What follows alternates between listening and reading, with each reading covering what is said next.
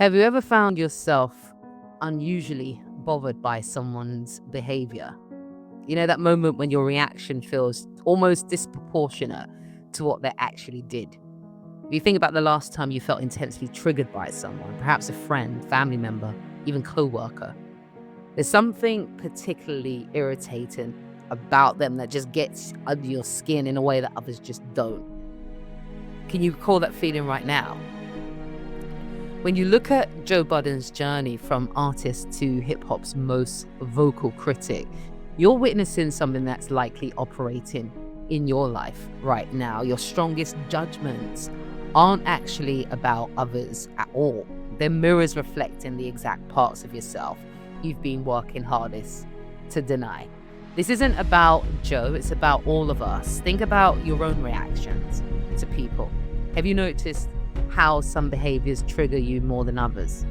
Have you wondered why certain people can push your buttons easily?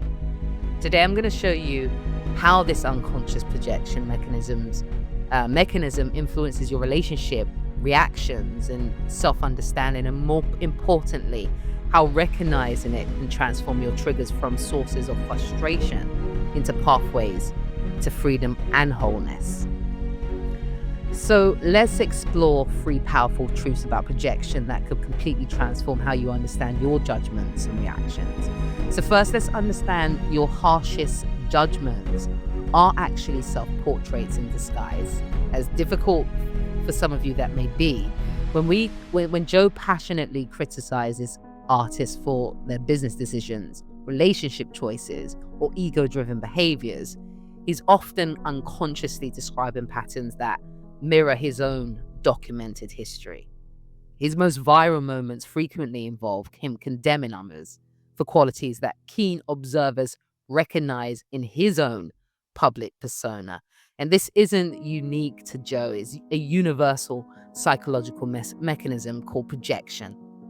We all naturally project onto others the exact qualities we've disowned in ourselves. It's as if the mind says, I can't acknowledge this quality in myself, so I'm going to allocate it and locate it out there where it's safer to criticize. If you take a moment right now to think about someone who consistently triggers you, maybe it's a friend whose need for attention just annoys you, a family member whose victim mentality frustrates you, a colleague even, whose arrogance just makes your blood boil. Can you feel that disproportionate reaction in your body as you think about it? That reaction isn't random. It's your unconscious recognizing itself. The qualities that trigger your strongest reactions, I'm afraid to say, are precisely those you've refused to acknowledge in your own personality. Ask yourself, what is it specifically about this person that bothers me so much? And now consider this. Where might you display similar behaviors, but call them by a different name?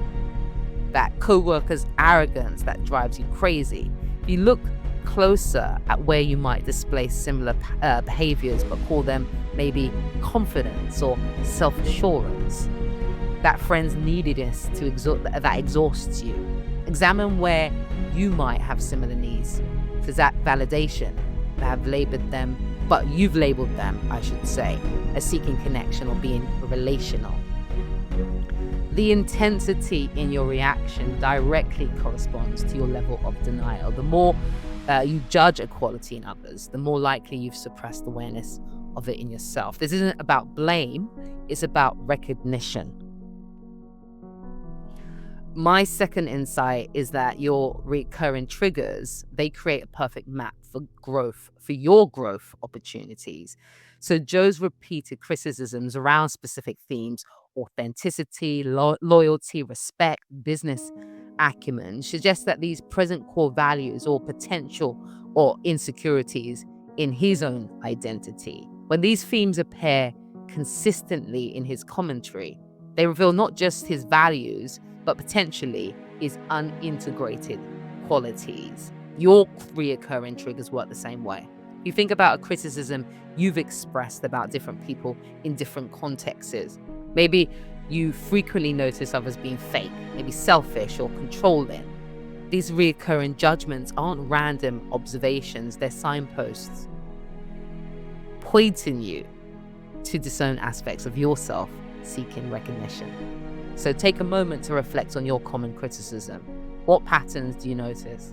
What qualities do you frequently judge in others across different relationships? Write down the top 3 judgments you find yourself making repeatedly. The spiritual significance of this mechanism is profound. What you most strongly reject in others is often what's most actively seeking integration in yourself.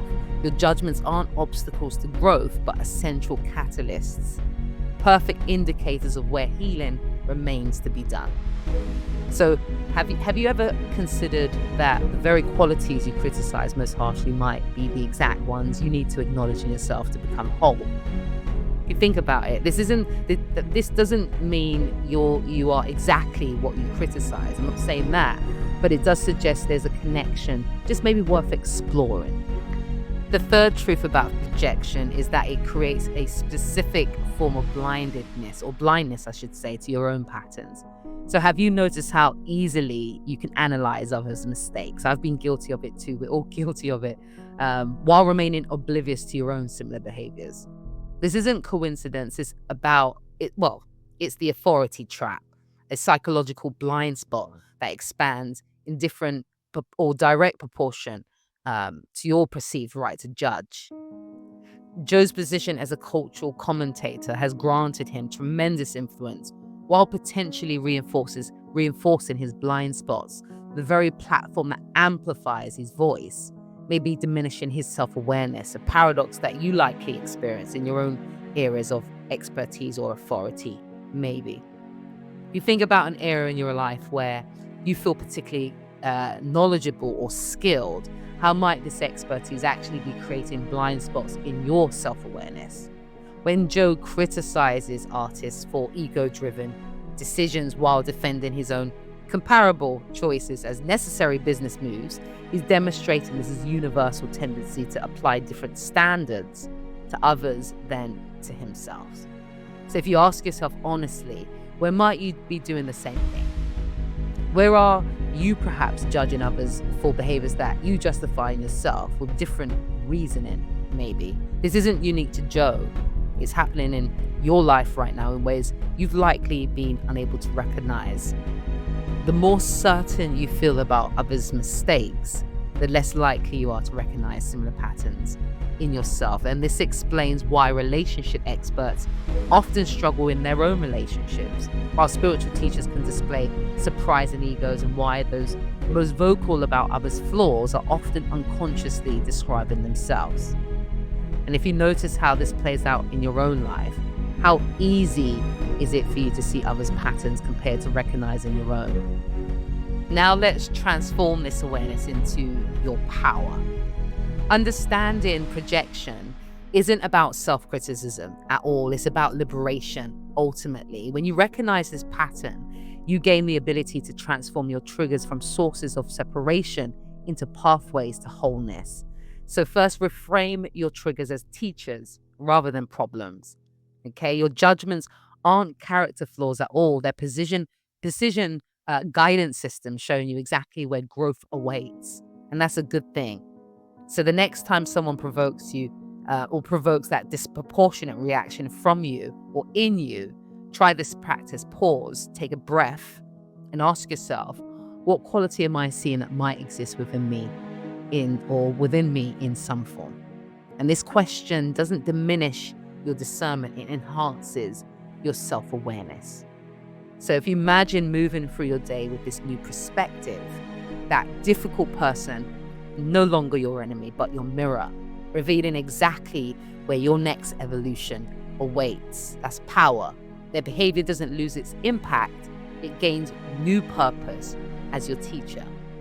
When you find yourself thinking, I would never do that, or I would never do what they're doing, gently challenge that certainty. Ask yourself, under what circumstances might I display a similar quality, perhaps in a different form? This isn't about self-blame, but honest recognition of your full humanity.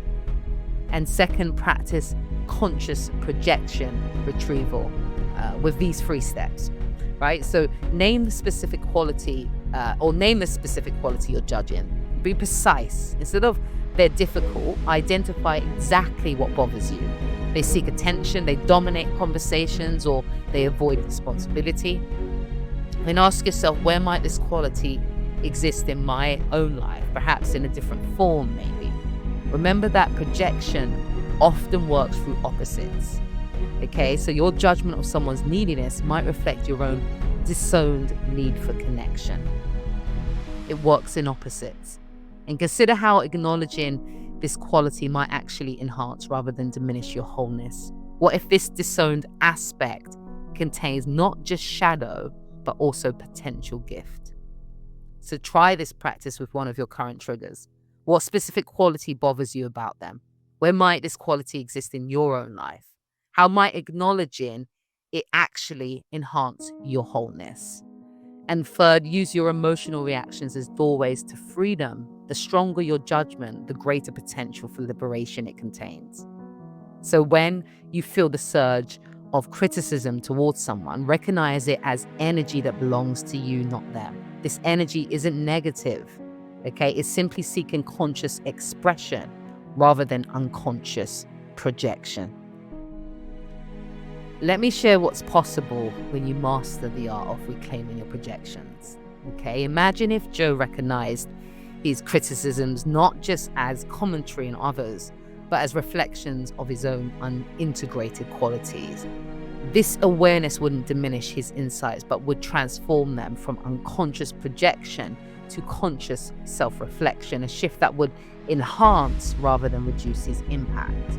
The same transformation awaits in your relationship with judgment. When you reclaim your projections, you reclaim the energy previously lost to unconscious defense mechanisms. So what once drained you through reaction now fuels you through awareness. Okay, I'm going to say that again. What once drained you through reaction now fuels you through awareness. Your strongest judgments create a perfect match or a map to your own acknowledged qualities. So when you recognize this pattern, judgment transforms from source of separation into a pathway to wholeness. And this understanding doesn't diminish the validity of discernment. It transforms its purpose from unconscious projection to conscious reflection. Joe's commentary doesn't lose value when recognized as potential projection. It gains depth through this awareness. So just think about how this might transform your relationships. When someone triggers you and you recognize it as projection, you gain the ability to respond rather than react. You can address the actual situation rather than the emotional charge it carries for you. This doesn't mean you accept inappropriate behavior at all. It means you engage with it consciously rather than reactively. The same transformation awaits you in your own relationship with judgment, guys. When you recognize your criticisms as reflections of your own disowned qualities, you reclaim the energy previously lost to unconscious projection. And that's powerful. This week, I challenge you, okay? I challenge you to identify your 3 strongest judgments of others and ask what these might reveal about your own unacknowledged qualities. Notice how this exploration doesn't diminish your discernment, but enhances your freedom. And remember, what you once saw as others' flaws become your pathways to wholeness. What once triggered unconscious reaction patterns or reaction becomes conscious choice. What once seemed like others' problems reveals your own magnificent potential. The power was never in changing others. It was always in recognizing yourself. Like always, stay beautiful, stay connected, and stay conscious in the field.